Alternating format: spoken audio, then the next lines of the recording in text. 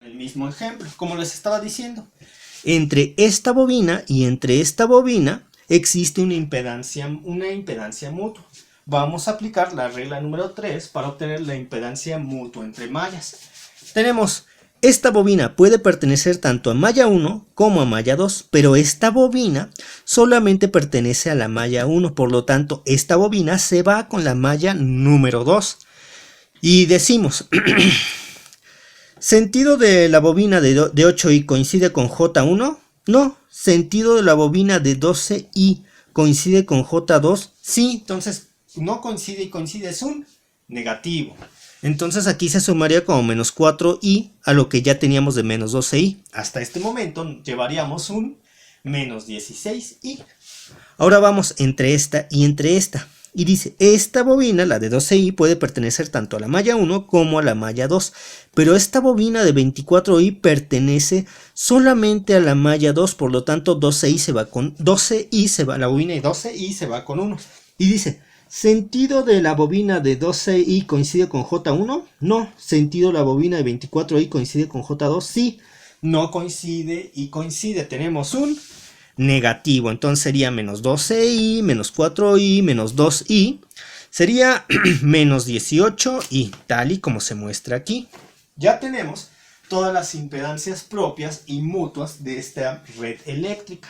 ¿Y ahora qué tenemos que hacer? Pues bueno, vamos a tener nuestro sistema de ecuaciones. Este sistema de ecuaciones, ¿quién nos lo aporta? Pues nos lo aporta la serie de expresiones matemáticas que nosotros obtuvimos cuando vimos el desarrollo teórico del método de mallas en los videotutoriales pasados. Entonces decimos, es una red eléctrica de 2 mallas, por lo tanto tendríamos a la impedancia 1,1 por la J1 más la impedancia 1,2 por la J2, y esa sería la ecuación de la malla número 1. Como es la ecuación de la malla número 1, va igualada a las fuentes que pertenezcan a la malla número 1. ¿Qué puentes pertenecen a la malla número 1? Solamente esta. ¿Su sentido coincide con el de la malla? Sí, sería 15. Como es cis de 0 grados, es 15 real y positivo.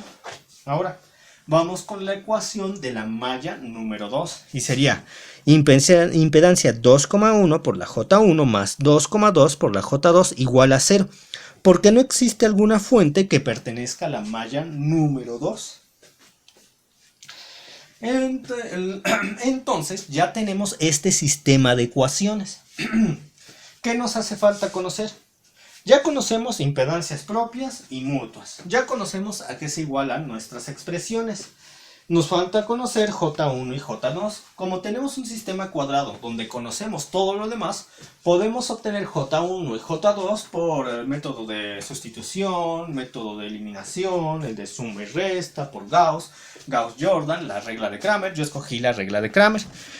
Este tipo de expresiones ustedes ya deben saber resolverlas porque es algo que ya han visto en álgebra, sistemas de ecuaciones y ese tipo de cosas donde se resuelven expresiones como estas. Yo recurrí a la regla de Cramer, donde aquí iría impedancia 1,1, 1,2, 2,1, 2,2. Aquí en la parte de la...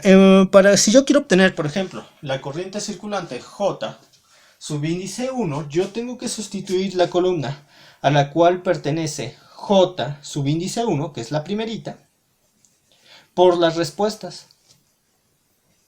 Esto pasa igual y ya lo resuelvo. Esto por esto, menos esto por esto. Y entre esto por esto, menos esto por esto. Y así se obtendría J1. Por ejemplo, si ustedes quieren saber J subíndice 2, ¿cómo le harían?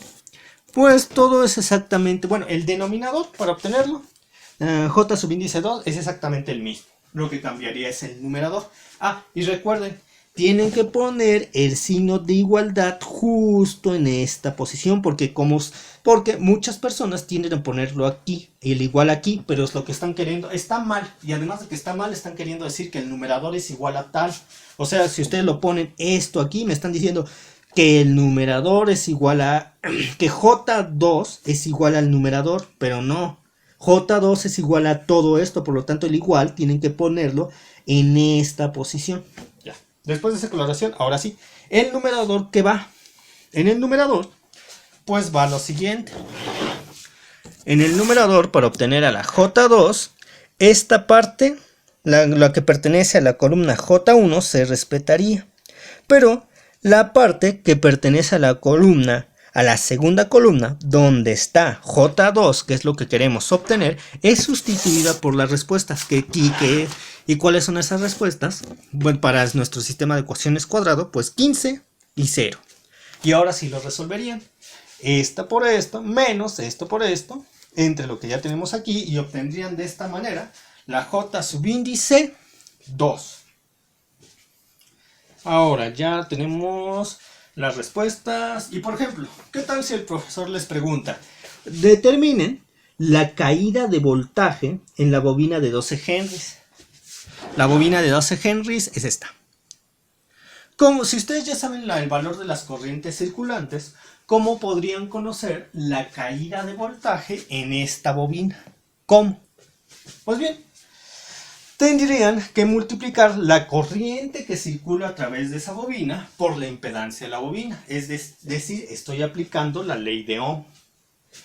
Y dice, entonces, la impedancia de esta bobina es 24i. Sería 24i por la corriente que circula a través de esta bobina. ¿Y quién es? Pues es J2. El sentido de la bobina coincide con J2, sí. Entonces se multiplica como positivo, como se ve aquí, 24i por J2. Pero tomen en cuenta además que esta bobina se encuentra acoplada con otra bobina. Entonces, si esa bobina se encuentra acoplada con otra bobina, hay que tomar en cuenta que esto va a provocar que exista una caída de voltaje inducido en nuestra bobina de 12 henrys. Por lo cual yo tengo que sumarle lo siguiente. La bobina de 12 henrys está acoplada con la de 6 henrys. Sabemos que la impedancia mutua entre estas dos bobinas es ¿quién? 2i. Entonces sería lo que ya tenemos de 24i por J2 más 2i por la corriente que circula por la corriente que circula en la bobina que está acoplada con la bobina de 12 henrys, es decir, esta bobina de aquí. Y decimos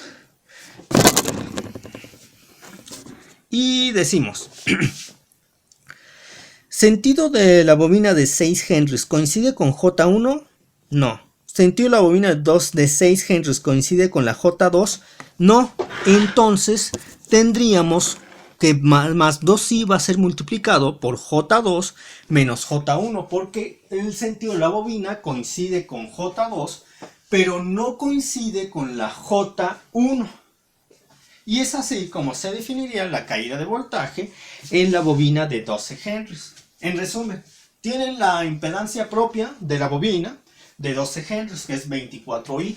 24i que va a multiplicar ¿a quién? A J2, porque es la corriente que circula a través de esa bobina, más la impedancia mutua que existe entre la bobina de 12 henrys y la bobina de 6 henrys, que es 2i, multiplicada por la corriente que circula a través de la bobina de 6 henrys. Nosotros sabemos que la bobina de 6 henrys es atravesada por dos corrientes, la J1 y la J1 y la J2. Sabemos que coincide con J2, el sentido de la bobina de 6 henrys, que coincide con J2, pero no coincide con J1. Por lo tanto va a ser J2 menos J1, tal y como se ve aquí. Sería más 2i por la J2 menos la J1. Y así sabríamos la caída de voltaje en la bobina de 12 henrys. Entonces vamos a seguir con estos ejercicios en los próximos videotutoriales.